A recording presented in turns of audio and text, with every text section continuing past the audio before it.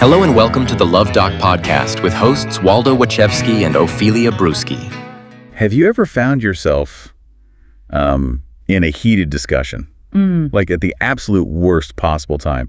You mean like right when you're trying to wind down for the night? Exactly. Yeah. You know, you're just about to drift off, maybe you're brushing your teeth even, and then suddenly, boom, conflict. Yeah, it's like a relationship jump scare. It really is. And it's so disruptive, isn't it? That moment your brain is finally switching off. And bam, it's right back into like high stakes negotiation mode. It seems like a worse time physiologically, too. Well, that's a key question. And it's pretty much exactly what the reader, let's call him Sleepless in South Austin, is dealing with. He reached out to Luv Doc. His situation is, he says his wife has this really bad habit of starting fights right before they go to bed. Okay. Any specific examples? Oh, yeah. He mentioned things like he'll be brushing his teeth and she comes in clearly annoyed, brings up an open kitchen cabinet or maybe some mud on the carpet. So small things becoming big things at the wrong time. Exactly. Or even worse, they're actually in bed, lights may be off, and she wants to talk about something he said hours ago that upset her. Right then. Wow. Okay, the timing is definitely a factor there. And you mentioned something about their work schedules, right? That adds another layer. Yeah, that's a huge piece of it. Yeah. He needs to sleep, has to be up early for work. Her job starts later. So there's maybe less immediate consequence for her staying up later. That seems to be part of his frustration. He says when she brings this stuff up, she just won't let it drop. Keeps going. Yeah, keeps going over and over it. He even told us about one night they were up until 1 a.m. arguing about, get this, a toilet paper roll. 1 a.m. over toilet paper. Okay. And the worst part for him, he's left totally riled up, can't sleep, just tossing and turning. Meanwhile, he says she doesn't have a problem going to sleep afterwards. That disparity would be really tough. And it's not just once in a while. No, he said at least once or twice a month. It's really messing with his mood, his rest, everything. Yeah, that sounds incredibly common, actually. That sleep disruption, it bleeds into the next day, creates this cycle. Right. So that's our mission for this Luv Doc. Unpack this specific scenario. We're going to look at a pretty surprising take from the Luv Doc. The Luv Doc. Okay, I'm intrigued already. Yeah, and hopefully pull out some practical insights on handling conflict, especially when your sleep is literally on the line. Sounds good. Let's get into it. What was the Luv Doc's immediate reaction? You said it was audacious. Audacious is one word for it. He doesn't pull any punches. Right out of the gate, his response was, and I'm quoting here, "Did your wife used to work for the CIA?" Whoa. Okay. Yeah. She seems to be well-trained in psychological warfare, and you seem to be losing the battle. That is quite the opening line. Intense. It is. And he doubles down, follows it up with this really extreme analogy. He says, sleep deprivation is a violation of the Geneva Conventions. The Geneva Conventions. Wow. Okay, so he's framing this lack of sleep during conflict as like a human rights issue within the relationship. Sort of, yeah. He explains, the Geneva Conventions are about setting standards for humane treatment in war. Right. International law. And the Luv Doc, he acknowledges the paradox, right? Yeah. Trying to put humanity in a box during something inherently inhumane like war. But he argues that, quote, any bit of humanity you can sneak into an inhumane situation, even on a technicality, is a win for humanity in general. So he's using this massive framework to basically say nighttime arguments that steal sleep are fundamentally unfair tactics. Exactly. He's setting a really high bar for fair play in relationships. But then here's where it gets, well, complicated. All right. The Luv Doc then goes on a pretty significant tangent. He uses some really charged language and comparisons involving international affairs to hammer home his point about fair play. And this is where we need to be clear, right? We're relaying what the Luv Doc says. Absolutely. The Luv Doc cites recent international criminal court actions regarding arrest warrants for Israeli Prime Minister Netanyahu and former Defense Minister Gallant, alleging things like war crimes, bombing schools, hospitals, depriving civilians of resources. The source uses some strong language, calling it some real low blow kind of bullshit. Right.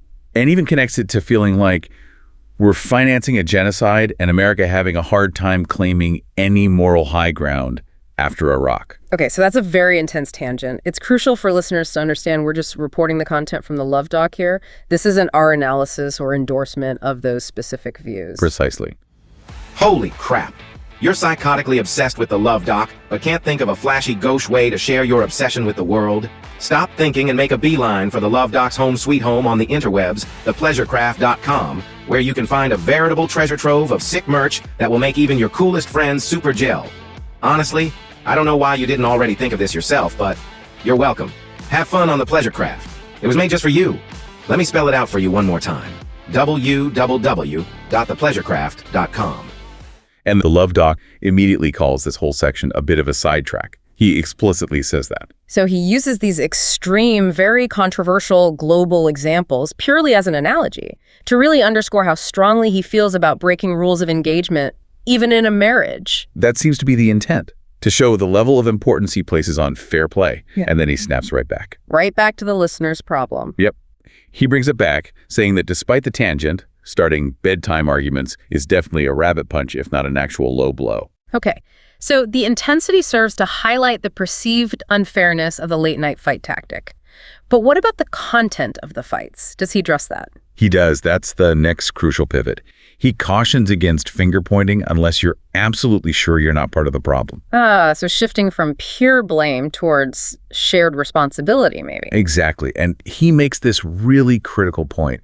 It's really tempting to discount your wife's grievances solely based on the hour at which they're lodged. That's insightful. Just because the timing is bad doesn't mean the complaint itself is invalid. Right. And he goes through Sleepless in South Austin's examples. First, the toilet paper roll. The infamous 1 a.m. toilet paper roll debate.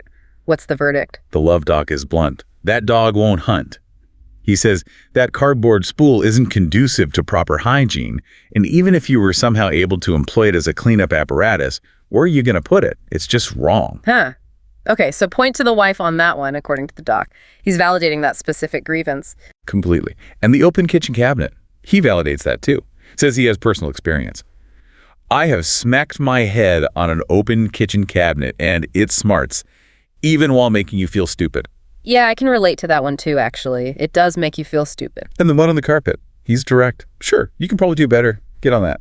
So the underlying message is, okay, the timing is a problem that needs fixing, but hey, listener, also take a look at the substance of these complaints. They might be legitimate points. That's exactly it. Don't dismiss the what just because of the when. Those small things, the mud, the cabinet, they do matter in a shared space. Yeah, and when you're tired, those little irritants can feel magnified, can't they? So acknowledging the validity seems key. Right. Which leads us nicely into, okay, what are the actual strategies? How do you resolve conflict without these night fights? What does the Luv Doc recommend? Beyond just, replacing the toilet paper roll. His main suggestion is proactive. He says to call a post-dinner, pre-bedtime sit-down to discuss what you're willing to discuss at bedtime. Setting boundaries beforehand, like defining the rules of engagement for that specific time period. Exactly, creating a container. He's really strong on this point about night fights. He says they never end well and they inevitably run long. That seems self-evident from the listener's experience. And get this, he says they shouldn't happen on the regular, maybe only every decade or so. Every decade. Okay, so he sees them as major, rare events, not routine disagreements. They're definitely not routine. And he broadens that out too, saying arguments in general shouldn't happen on the regular. That's a good point. Constant arguing isn't healthy, regardless of the time of day. So if it is happening regularly, then his advice is to take it to an adjudicating body. Like legal action. No. He clarifies. Maybe not the International Criminal Court, referencing his earlier tangent, but certainly a qualified couples counselor. Okay, that makes more sense. If you can't resolve these patterns yourselves, get professional help. That's standard advice. But framing it after the ICC comparison gives it some weight. It really does.